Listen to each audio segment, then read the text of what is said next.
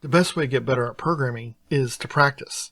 And in this example, we're going to be working with strings, looking at different string methods, as well as how to read more complex strings in from the console. As always, this file is available for download from the link provided below. We'll give you a couple seconds to download it, then you can either practice on your own, or you can follow along.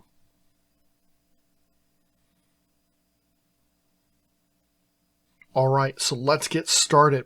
I have an existing string here. John Smith is the value of name, and I can do a variety of things with it. So for example, I can say name dot, and because a string is a complex data type, it has several different methods that are associated with it. So for example, I can specify size, or if I prefer, I can specify length.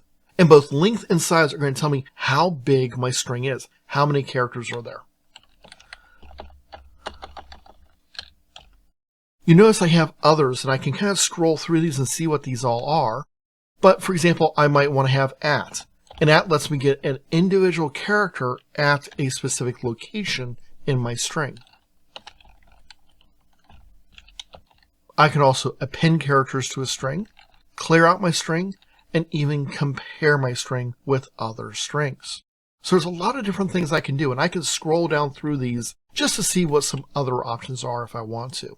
This all makes work with my strings very, very easy and a whole lot more powerful than the older versions of using this C-style strings, which was just an array of characters.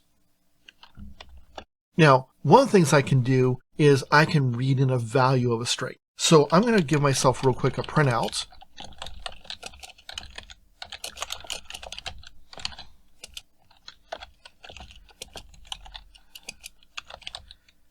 And I'm going to say cin name. You entered, and then name. Now, if I go and run this real quick, we're going to see a couple of things. So I'm going to enter my first name, and I'm just going to say Mark.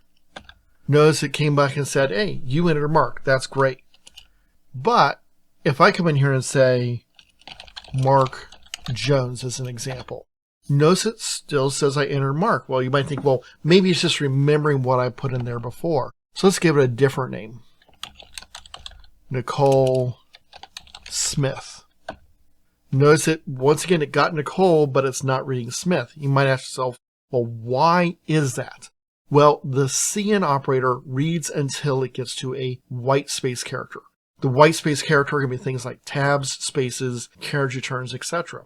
So it stored Nicole, saw the white space, says, hey, that's all I need. So if I need to grab something that has a space in it, an address, a full name, even some cities like St. Paul, okay, New York, anything that might have a space in it or a tab, I need to find a different way of handling this.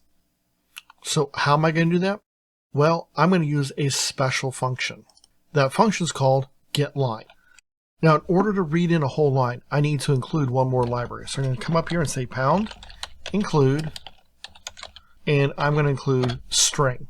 This is going to be a list of string functions I can use. And then I'm going to say getline, where is my source I'm coming from? So this is cin, comma, the variable that I'm going to be using to store it in, which is name. And then I have an optional, and I usually include it, what is going to be my ending character. So in this case, a new line character. Now if I go and run this, please enter your name, Mark Jones. Notice it grabbed the whole thing. It waited until I hit the enter key. That's that new line character. It found it. It says, yep, I got it. Here's it with the spaces. I could have put tabs, other things. It still would have worked.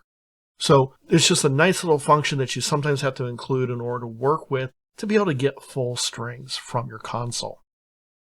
Hopefully this video helped you out. If so, please give it a like. Consider watching the rest of the videos in this series to get better at programming with C and C++, and consider subscribing to the channel.